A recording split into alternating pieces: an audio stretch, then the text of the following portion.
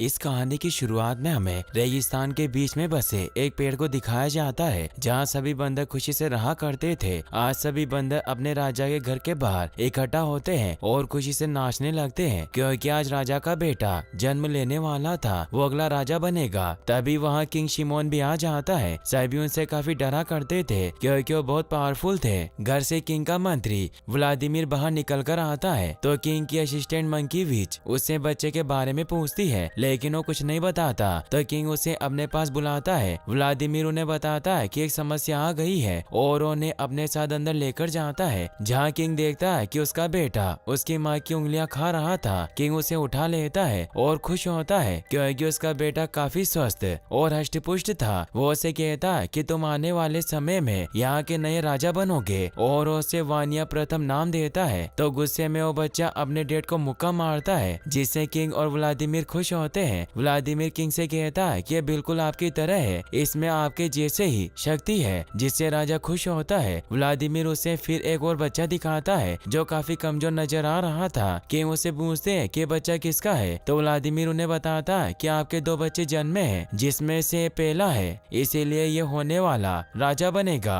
King देखता है कि वो बच्चा बहुत छोटा और कमजोर है, जिससे वो गुस्सा होने लगता है। तभी वहाँ उनके असिस्टेंट विच भी आ जाती है जो राजा को कहती है कि यह बच्चा हमारे जैसा नहीं है, ये कुदरत की गलती है, इसीलिए जिंदा नहीं बचेगा, हमें इसे मार देना चाहिए। प्रजा इसे राजा के रूप में स्वीकार नहीं करेगी। राजा भी अपने दोनों बच्चों को हाथ में लेकर देखता है कि उसका पहला बेटा काफी छोटा और कमजोर है, इसीलिए अपने मंत्री व्लादिमीर को उस बच्चे को मारने के लिए दे देता है क्योंकि रानी अभी गहरी नींद में थी। व्लादिमीर उस बच्चे को एक भेड़िया को खिलाने के लिए बाहर आ जाता है और उसे नीचे फेंकने की कोशिश करता है, मगर उसके हाथ से अलग नहीं होता। उस बच्चे की मासूमियत देखकर व्लादिमीर को भी उससे प्यार हो जाता है, मगर जब वो राजा का शोर सुनता है तो बच्चा नीचे गिर जाता है और भेड़िए के मुंह में जाने वाला था, मगर तभी एक बंदर उसे एक बेल की मदद से बचा लेता है। उस बंदर का नाम इयान था। इयान उस बेबी मंकी को छोड़कर वहाँ से जाने लगता है तो वो बेबी बहुत उदास हो जाता है और वो ठीक से चल भी नहीं पा रहा था क्योंकि इधर उधर से गिरने के बाद उसका एक हाथ टूट गया था। इयान ये देखकर उसे एक पेड़ पर रख देता है और वहाँ से जाने लगता है, लेकिन वो बेबी उसकी पीठ पर चढ़ जाता है और मस्ती मस्ती में इयान उसे पसंद करने लगता है, इसीलिए अपने बेटे की तरह उसका ख्याल रखता है। अब वो बच्चा काफी बड़ा हो गया था और इयान ने उसे एडवर्ड नाम दिया। वो दोनों साथ में खेल रहे होते हैं और अपने घर में जाते हैं, जहाँ एडवर्ड अपने द्वारा किए इन्वेंशन की मदद से पानी पीता है और उसने वहाँ एक फैन भी बना रखा था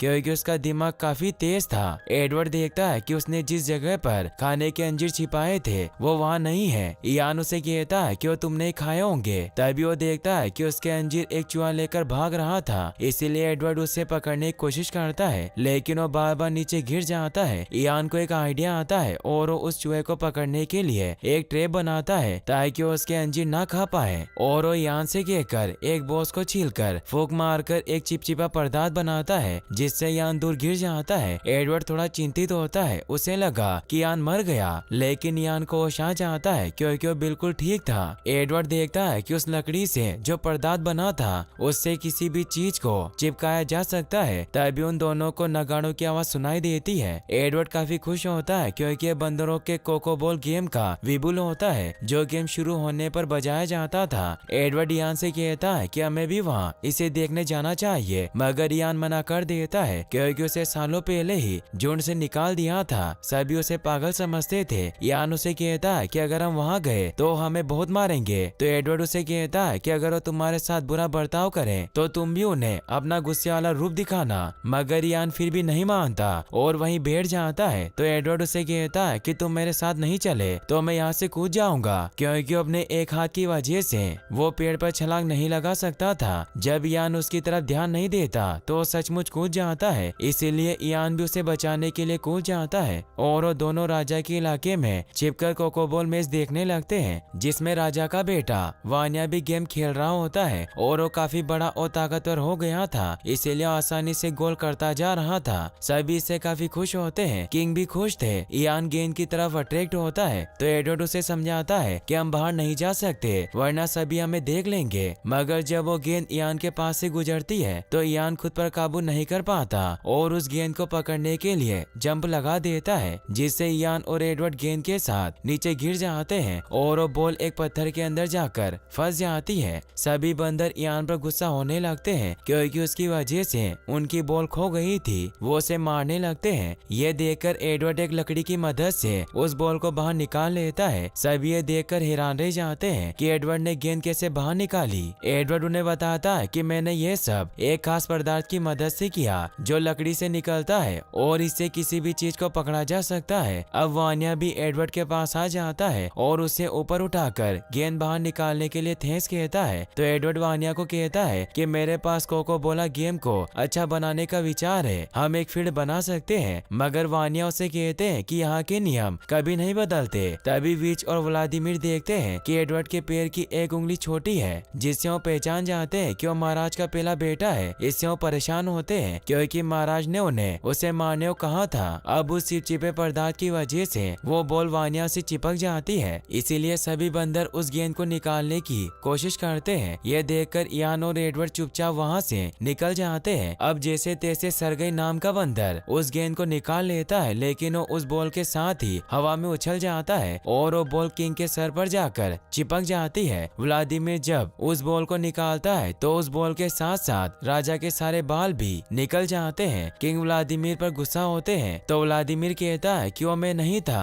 तभी सरगई नीचे गिर जाता है, इसीलिए व्लादिमीर अपने चचेरे भाई सरगई पर आरोप लगा देता है कि यह सब सरगई ने किया है। तो सरगई महाराज से कहता है कि मेरा विश्वास करें, इसमें मेरी कोई गलती नहीं थी, ये सब उस एडवर्ड की वजह से हुआ। तो महाराज उसे कहते हैं कि एडवर्ड को कहीं से भी ढूंढकर मेरे पास लेकर आओ। वही हम अगले दिन इयान को देखते हैं जो एक डाल पर बैठा हुआ पक्षियों को देख रहा था। एडवर्ड उसके पास आता है और उसे पूछता है कि क्या तुम अभी भी सफेद पर्वत के बारे में सोच रहे हो जहाँ बहुत सारे पेड़ पौधे हैं और वहाँ बहुत जानवर रहते हैं, लेकिन ऐसी कोई जगह नहीं है। मैंने पहले भी तुम्हें इस बारे में बताया था। इयान उसे बताता है कि मेरी माँ वहीं रहती थी। तो एडवर्ड उसे कहता है कि तुम्हारी माँ कई सालों पहले मर चुकी है और वो कभी वापस नहीं आएगी, इसीलिए तुम्हें इस बारे में भूलना होगा। इयान उसे कहता है कि बर्ड सफेद पर्वत की तरफ जा रही है और ये सब मुझे उन बर्ड ने बताया है, लेकिन एडवर्ड उसकी बात पर विश्वास नहीं करता क्योंकि उसे भी लगता था कि वो थोड़ा पागल है। तभी वहाँ सरगई आ जाता है जो उन्हें बताता है कि राजा ने तुम्हें मिलने बुलाया है। एडवर्ड इससे खुश होता है मगर इयान डरकर नीचे छिप जाता है, इसीलिए एडवर्ड अकेले ही सरगई के साथ जाता है। एडवर्ड राजा के सामने जाता है तो राजा उसे पूछते हैं कि तुम कौन हो, क्योंकि उन्हें नहीं पता था कि उनका बेटा है। एडवर्ड उन्हें अपना नाम बताता है और कहता है कि आप मुझे नहीं जानते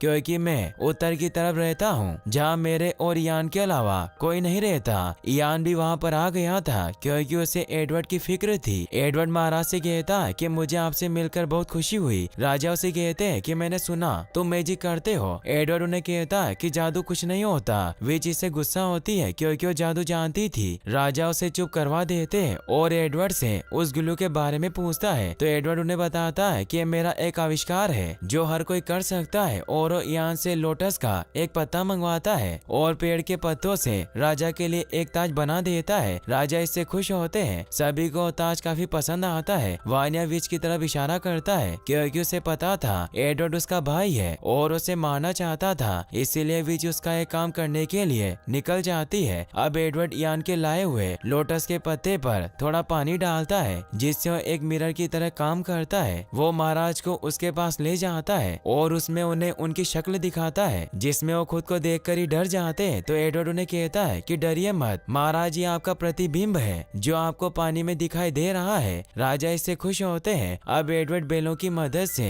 राजा के लिए एक सिंहासन बनाता है जिस पर जब राजा बैठते हैं तो उन्हें दूर तक नजर आता है और अपनी पूरी प्रजा को देख पा रहे थे। एडवर्ड उन्हें झूला झुलाने लगता है। वहीं हम विच को देखते हैं जो अपने मंत्रों की मदद से टिड्डों को अपने वश में करके उन्हें एडवर्ड को मारने के लिए भेज देती है। वो टिड्डे एडवर्ड और बाकी बंदरों पर हमला कर देते हैं। एडवर्ड का पैर फिसलने की वजह से राजा को धक्का लग जाता है जिससे वो नीचे एक चट्टान पर गिर जाते हैं। सभी को लगता है कि राजा मर चुका है। विच इसका इल्जाम एडवर्ड पर लगाती है कि उसने ही राजा को मारा है और अब वानिया भी अपने प्लान के मुताबिक एडवर्ड को धक्का देकर नीचे फेंक देता है। अब राजा भी वापस से ऊपर आ जाता है क्योंकि वो मरा नहीं था। वो वानिया पर गुस्सा करता है कि तुमने ऐसा क्यों किया। तो वानिया उन्हें कहता है कि वो आपको मारना चाहता था, इसीलिए उसका मरना जरूरी था। तो किंग उसे कहते हैं कि कोई बंदर दूसरे बंदर को नहीं मारता, यही हमारा नियम है। वानिया उन्हें कहता कहता है कि क्या आपको यकीन है कि आपने कभी किसी बंदर को मारने का आदेश नहीं दिया। राजा इससे हैरान होते हैं और व्लादिमीर की तरफ देखते हैं क्योंकि उन्हें लगता है कि उसने ही वानिया को सब कुछ बताया होगा। वानिया वहाँ से चला जाता है। डिएगो नाम का एक बेबी बंदर अपनी माँ से पूछता है कि क्या एडवर्ड कभी वापस नहीं आएगा, तो उसकी माँ उसे कहती है कि कोई भी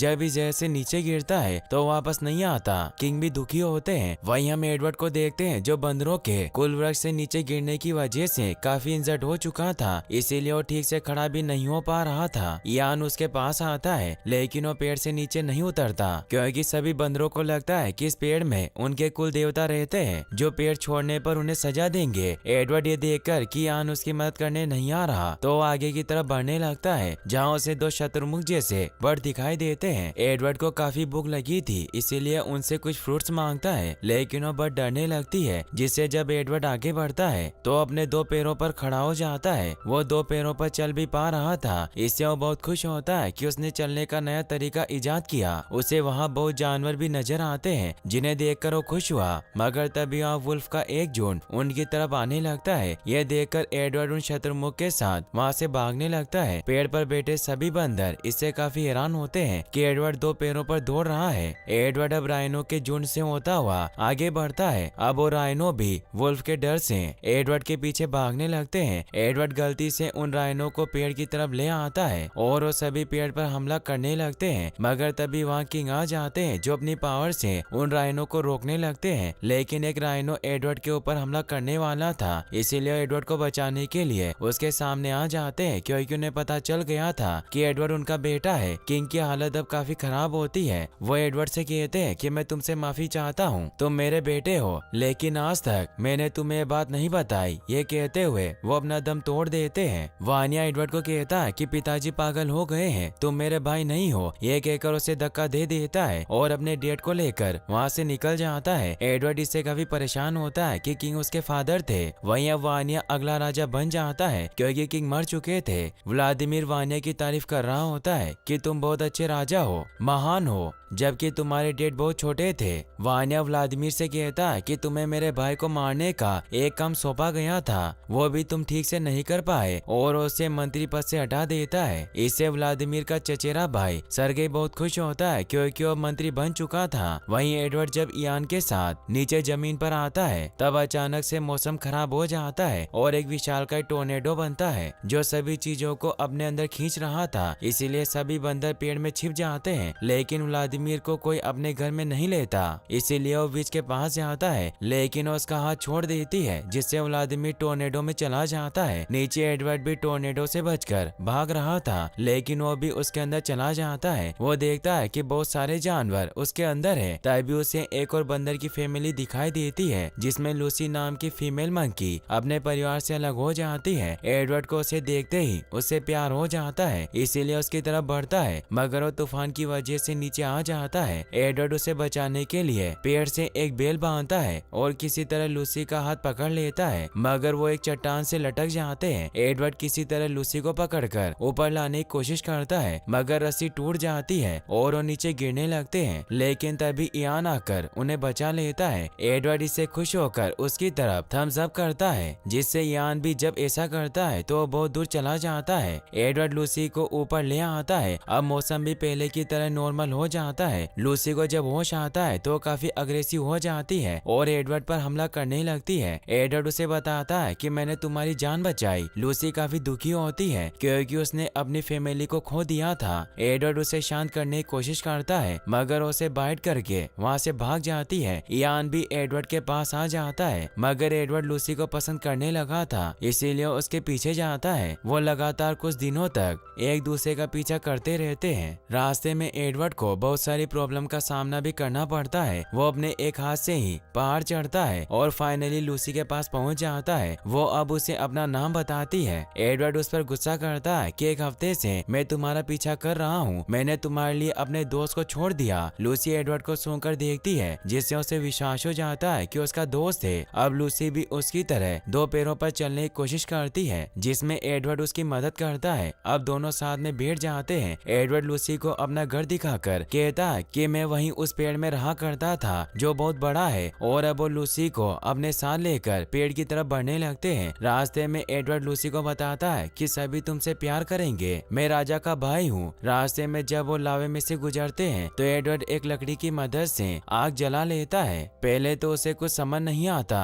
कि ये चीज क्या है। वो आग को लूसी से टच करता है जिससे उसे दर्द होता है, लेकिन जब वो देखता है कि आग से उजाला हो रहा है तो दोनों आग की मदद से अपने कुल वृक्ष की तरफ बढ़ने लगते हैं। वहीं वो विच भी उन्हें आते हुए देख लेती है। सभी काफी डर जाते हैं कि एडवर्ड आग लेकर उनकी तरफ बढ़ रहा है। सभी बंदर उसे देखकर खुश होते हैं, मगर वानिया खुश नहीं होता और उसे कहता है कि तुम आग को लेकर यहाँ क्यों आए हो। वो सभी आग से डरा करते थे। एडवर्ड उसे कहता है कि आग मेरी दोस्त बन चुकी है जिससे हम अंधेरे में देख सकते हैं, मगर गलती से वो आग से एक छोटा पेड़ जला देता है जिससे सभी डर जाते हैं। वे सभी से कहती है कि एडवर्ड की वजह से हम खतरे में हैं, इसकी वजह से ही तूफान आया। अब सभी उस पर पत्थर फेंकने लगते हैं। सरगे लूसी को पकड़ लेता है और उस पर हमला करता है। ये देखकर वो दोनों वहाँ से भाग जाते हैं। इससे वानिया खुश होता है। लूसी दूर आकर एडवर्ड से कहती है कि तुम तो अपनी फैमिली की बहुत तारीफ कर रहे थे, मगर उन्होंने हम पर हमला किया, अब हम कहाँ जाएंगे। तो एडवर्ड को एक आइडिया आता है और वो वुल्फ की गुफा में आ जाता है। वो वुल्फ को आग से डराकर वहाँ से भगा देता है। लूसी उस गुफा को देखकर बहुत खुश होती है क्योंकि वो काफी बड़ी और उनके लिए सुरक्षित थी। अब लूसी को भी एडवर्ड से प्यार हो गया था, इसीलिए उसे किस करती है। पेड़ से सभी ये देख रहे होते हैं। अगले दिन अब लूसी एडवर्ड को फल तोड़ना और निशाना लगाना सिखाती है, मगर एडवर्ड ज्यादा दूर तक पत्थर नहीं फेंक पाता।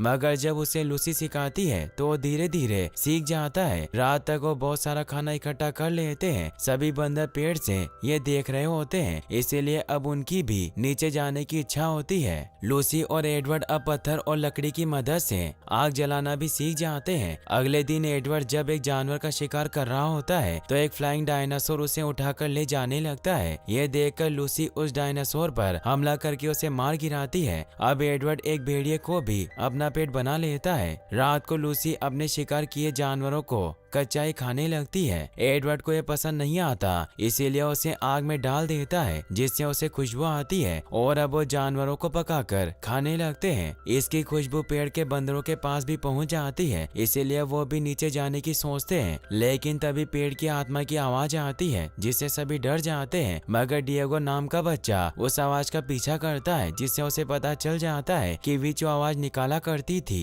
ताकि बंदर पेड़ छोड़कर न जाए। विच डिएगो को मारने लगती है, मगर तभी वहाँ सभी बंदर आकर उसे बचा लेते हैं और अब सभी बंदर नीचे एडवर्ड के पास जाने लगते हैं। अब एक एक करके सभी बंदर पेड़ छोड़ देते हैं। अब पेड़ पर वानिया और उसकी रानी गुदुलाई बसती है। वानिया काफी गुस्सा होता है क्योंकि अब उसकी प्रजा उसके साथ नहीं थी। सभी बंदर एडवर्ड की गुफा के पास पहुंच जाते हैं जो उनसे खाना और रहने की जगह मांगने लगते हैं। लूसी उन्हें वहाँ से भगाने लगती है क्योंकि पहले उन्होंने उसे बहुत मारा था, इसीलिए सभी को बाहर भगा देती है। लेकिन सभी बंदर एडवर्ड को कहते हैं कि हम तुम्हारा परिवार हैं, हम एक ही साथ पेड़ पर पैदा हुए थे। तो एडवर्ड भी उनकी बात मान लेता है और वो किसी तरह लूसी को भी मना लेता है। अब वो सभी खाना खाकर वहीं सो जाते हैं। एडवर्ड एक बंदर पर पैर रख देता है जिससे एक आवाज होती है और अब वो सभी इधर उधर की चीजों को हिट करके गाना बजाने लगते हैं और खूब एंजॉय करते हैं। वानिया भी पेड़ से ये सब देख रहा था। अब धीरे धीरे ऐसे ही वक्त गुजरता जाता है और सालों बीत जाते हैं। एडवर्ड के साथी अब काफी डेवलप हो गए थे और उन्होंने अपने रहने के लिए घर बना लिए थे। लूसी भी अब प्रेग्नेंट हो चुकी थी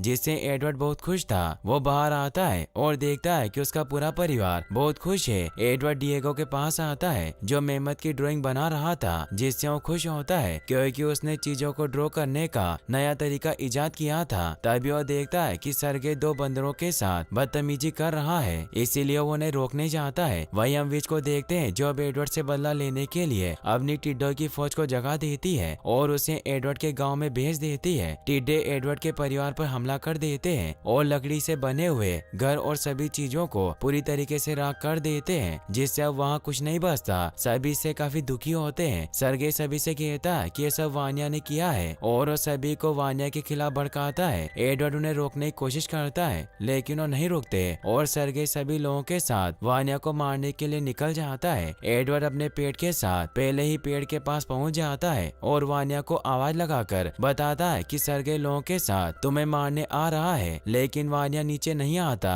तभी वहाँ सरगे सभी बंदरों के साथ आ जाता है और वो सभी बहुत गुस्से में होते हैं। वानिया भी नीचे आ जाता है। सरगे उसे कहता है कि तुमने हमारे गांव में टिड्डे भेजे और सब कुछ बर्बाद कर दिया, इसीलिए हम तुम्हें नहीं छोड़ेंगे। और वो पेड़ की जड़ों को काटने लगते हैं ताकि वो उस पेड़ को काटकर वानिया से भी उनका घर छीन सके। ये देखकर वानिया उन पर हमला कर देता है। वानिया एक एक करके सभी को मारने लगता है। ये देखकर वो सभी साथ मिलकर उस पर हमला करने लगते हैं। एडवर्ड उन्हें रोकने की कोशिश करता है, लेकिन वो दूर गिर जाता है। अब पेड़ में भी आग लग जाती है और सभी वानिया को पकड़ लेते हैं। सरगे उसे मारने लगता है, मगर वानिया खुद को छुड़ाकर किसी तरह सरगे पर हमला कर देता है। एडवर्ड देखता है कि गुदुला पेड़ पर फंसी हुई है, इसीलिए वो किसी तरह उसे नीचे लाकर बचा लेता है और यहाँ से दूर भगा देता है। मगर तभी एक लकड़ी एडवर्ड के ऊपर गिर जाती है, जिससे उसके नीचे दब जाता है। पेड़ पर आग काफी ज्यादा बढ़ चुकी थी, इसीलिए सभी वहाँ से भाग जाते हैं। एडवर्ड वानिया से मदद मांगता है, तभी पेड़ में ब्लास्ट होता है, जिससे विज भी मारी जाती है। मगर वानिया एडवर्ड को बचाकर दूर ले आया था। अब सब कुछ राख हो चुका था। वानिया बहुत दुखी होता है क्योंकि उनके पुरखों का पेड़ नष्ट हो गया था। एडवर्ड उसे कहता है कि ये सब मेरी वजह से हुआ, तो वानिया उसे कहता है कि इसमें तुम्हारी कोई गलती नहीं थी। मैं सत्ता के लालच में अंधा हो गया था, इसीलिए मैं तुम्हें मारना चाहता था। एडवर्ड कहता है कि तुमने मेरी जान क्यों बचाई? तो वानिया दो पैरों पर खड़ा होता है और एडवर्ड से कहता है कि तुम मेरे भाई हो। अब वो दोनों गले लग जाते हैं और बहुत खुश होते हैं। अब वहाँ बाकी सभी बंदर भी आ जाते हैं। लूसी एडवर्ड को जिंदा देखकर बहुत खुश होती है। सरगे सभी से कहता है कि अब हमारे पास कुछ नहीं बचा, चारों तरफ रेगिस्तान है, इसीलिए हम ज्यादा समय तक जिंदा नहीं बचेंगे। सभी इससे डर जाते हैं। एडवर्ड सभी को शांत करने की कोशिश करता है, लेकिन वो नहीं सुनते। तभी एडवर्ड की नजर कुछ बर्ड पर जाती है जो पहाड़ों की तरफ बढ़ रही थी। वानिया सभी को शांत करता है और एडवर्ड सभी को बताता है कि मैं एक ऐसी जगह जानता हूँ जहाँ सभी के पास अलग अलग पेड़ होंगे, झरने होंगे, फल फ्रूट होंगे। तो सभी खुश हो जाते हैं और अब वो सभी पक्षियों के पीछे पीछे व्हाइट माउंटेन की तरफ बढ़ने लगते हैं, जिसके बारे में इयान ने एडवर्ड को बताया था। काफी दिनों के सफर के बाद वो उस रोशनी के पार पहुंच जाते हैं जहाँ उन्हें एक खूबसूरत दुनिया दिखाई देती है। सभी इससे खुश होते हैं क्योंकि वहाँ चारों तरफ हरियाली और पानी था। इयान भी वहाँ एडवर्ड के पास आ जाता है। एडवर्ड उसे देखकर बहुत खुश होता है और यहीं पर इस मूवी की हैप्पी एंडिंग हो जाती है। गाइस, अगर आपको ये वीडियो अच्छी लगी हो तो इस वीडियो को लाइक करने के साथ साथ 10 के लाइक एम भी जल्दी पूरा कर दे। साथ ही चैनल को सब्सक्राइब करना ना भूलें। Thanks for watching.